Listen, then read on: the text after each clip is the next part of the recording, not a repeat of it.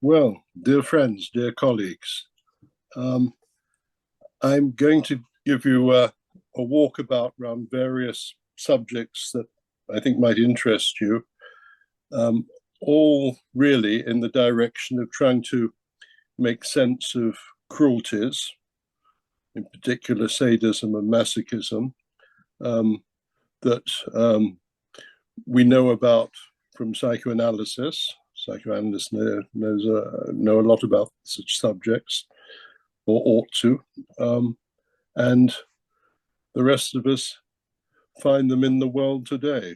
Um, and I expect, like me, you, the audience, are finding every day more and more viciously unpleasant when we hear the news. Okay.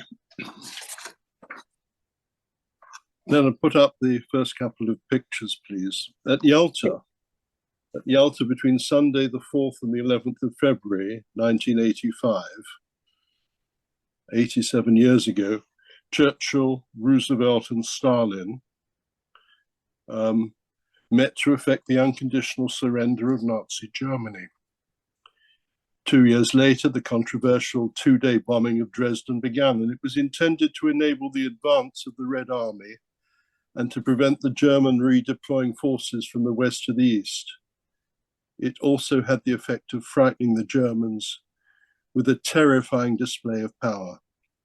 On the first night of bombing, on the 30th of February, 800 bombers dropped 2,700 tons of bombs, including incendiaries by British Bomber Command. A firestorm ensued, killing tens of thousands of citizens.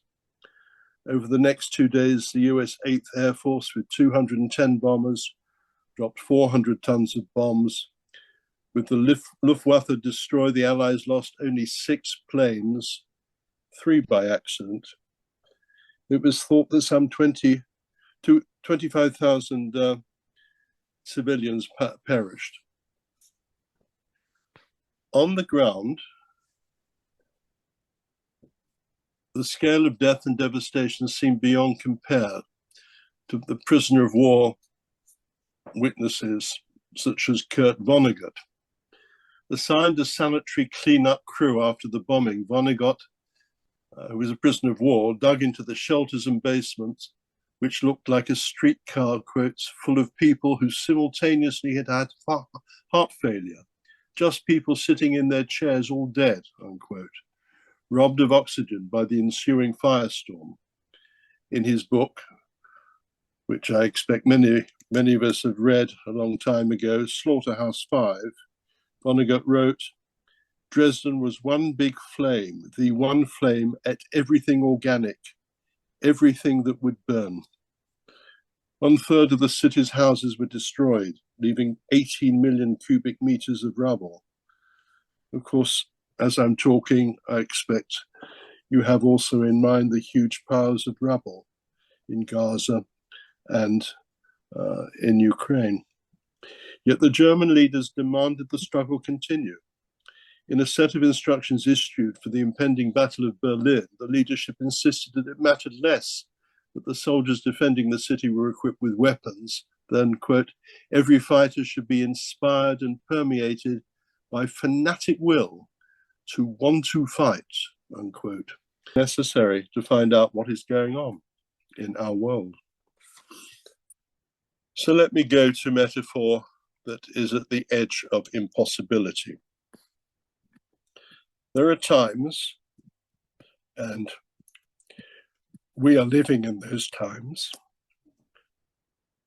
when some things are too painful and terrible.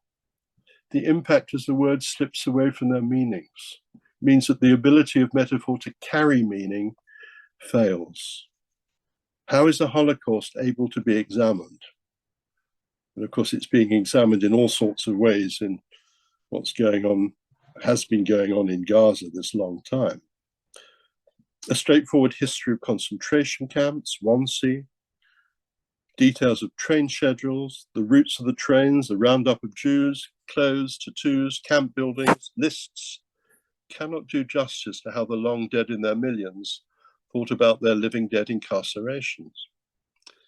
In Austerlitz, which I expect most of you have read, if you haven't, do read it, W.D. Siebold instead evokes the impossibility of description by bypassing where his tale goes to, and instead the reader hears about construction of train waiting rooms, defenses of impregnable castles that always fail, a sense of the photo as the frozen capture of a then moment. Photos of people live in the moment of the shutter release are indicative of a deadness, the thenness of a place and person as displaced, meaning that very conclusion must suffice to discombobulate the reader as text and photo are all long gone. It's too monumental to describe the complex wefts and warps of the scheme that is too frail to hold together an understanding that makes no sense. The dead cannot return, and hence the paradox of looking for what can never be found in order to allow missing bits to be placed in the absence. The only possibility is mourning as a replacement for that madness. And the narrative moves progressively and intensively to a photograph of young Jacques Austerlitz, reproduced on the book's cover. The horror now of Siebold's narratory device is to allow the reader to believe that this is a real and authentic moment, as we can even infer the image of the eyes of his mother reflected in his own. Jacques Austerlitz is but a fictional character, and that photograph cannot be him or anything to do with his mother's gaze. It exists only powerfully as a metaphor, as actually the whole narrative and narration of Austerlitz is but a story. In Siebold's literary archive in Marbach outside Stuttgart, the reader can find an ordinary photographic card of this boy with on the reverse, Stockport, 30 pence, written in ink. Little Austerlitz probably lived in Stockport, England. But what has this to do with severe trauma? I think the idea that analytic treatment is about gathering the pieces of the unconscious psychosomatic fragments so that the mosaic can in some way be understood, felt, mourned, and recovered from is an alter-emotional countertransference reaction to the severity of the emptiness at the core of some analysans.